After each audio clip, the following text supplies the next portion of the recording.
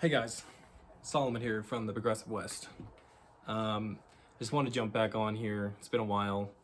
It feels just like yesterday that I was watching the first Republican primary debate, and now it looks like the Republican primary has all been all but won by Donald Trump at this point.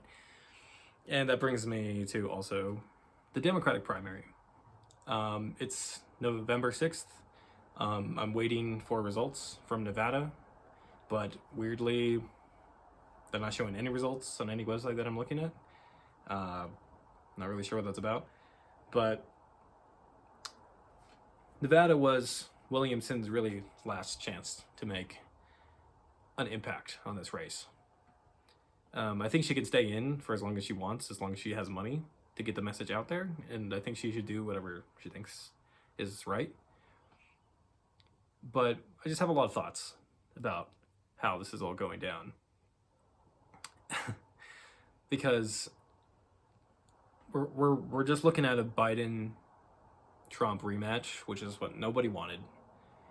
But it's almost like nobody wants it, but no one cares to look and see what the actual political situation is in our country.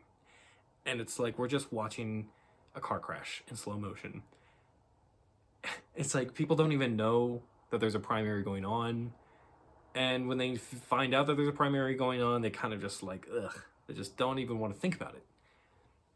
When it's really important. like what? So, look, in South Carolina, Williamson herself acknowledged that she wasn't going to win it. There's a big political machine there. Joe Biden won it handily last time, and he won it handily this time. But even better than the polling showed. In New Hampshire, they stripped the delegates, the DNC stripped the delegates from New Hampshire and said, you guys don't count. We're going to do an authoritarian move, and we're going to say these voters don't count towards the first vote count. And Joe Biden still won when he wasn't even on the ballot with a write-in campaign. Okay, so I was thinking, well, South Carolina is technically the first one, right? So we'll see how she does. She got 2%. Nevada, we'll see. But look, Williamson is clearly a true progressive candidate. And the left is sleeping on it. We completely missed an opportunity to do a real primary challenge. Bernie Sanders won Nevada, New Hampshire, and Iowa. The first three contests, and he still lost. And that was because of the media. That was because Barack Obama made some phone calls and consolidated all the moderate votes. But it's also the moderate voters didn't take to the message. They thought he couldn't win. They thought he couldn't win against Trump, even though he was a shoo-in. Like, he would have killed it in any debate against Donald Trump. And people were just freaked out. People were freaked out by the pandemic. People were freaked out by the unemployment skyrocketing.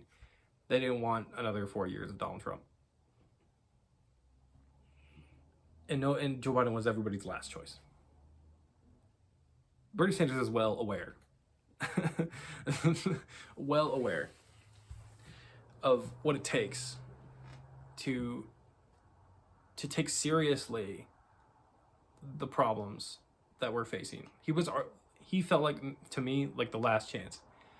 During that last election, when he lost, I was so depressed because he felt like the last chance for us to do something serious about the climate, for us to do something serious about wealth inequality, for us to actually take seriously corruption and money in politics. And he had the momentum. He had the movement behind him.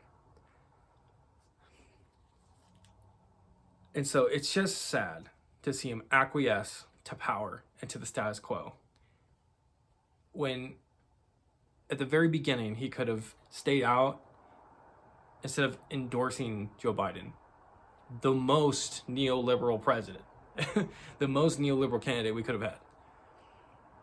Instead of Just imagine him looking at the field, rallying the troops, all the progressives in Congress, all of the weight that his voice has, and endorsing somebody like Williamson early on to make a real primary challenge possible. And then demanding debates. Like, no mainstream Democrat has been out here demanding debates. Like, they just acquiesced to this political machine that wants to be authoritarian and just place the crown on top of Biden's head. They canceled primaries. They canceled primaries in 4 or 5 different states. They just said, we're not going to have a vote. And they did that on the Republican side. It's authoritarian. It's looking a lot more like Iran or Russia than it is some kind of one of our democratic friends in Europe, where they choose your choices before you get a choice.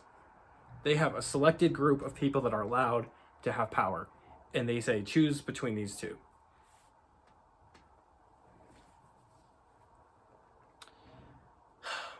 And it's just frustrating because I had hope. I had hope that Williamson could break through this time.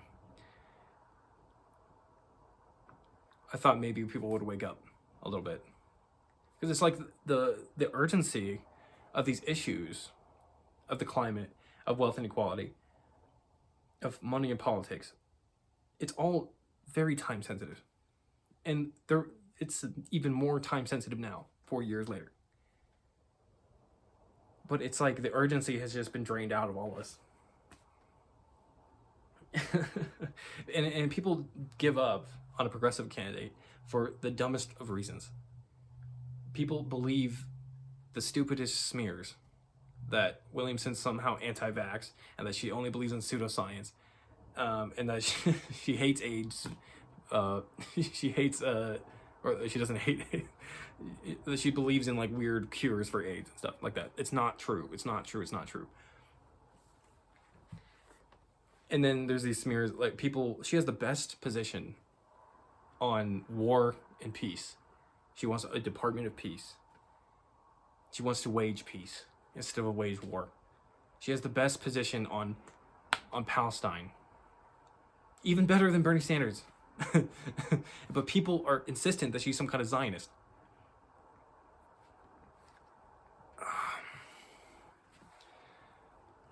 People just can't see what's right in front of them sometimes. And it frustrates me. And then there's my friends that are just completely given up on electoral politics altogether. As if we could get rid of it. As if we could just afford to put it aside, like it doesn't matter.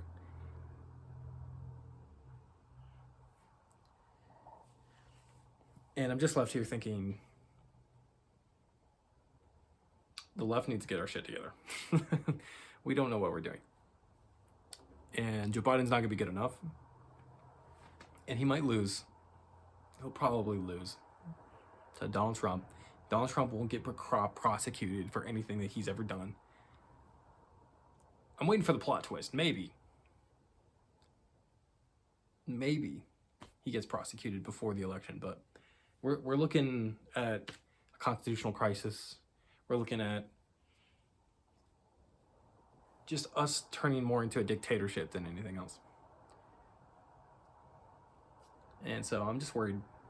I'm just really, really worried.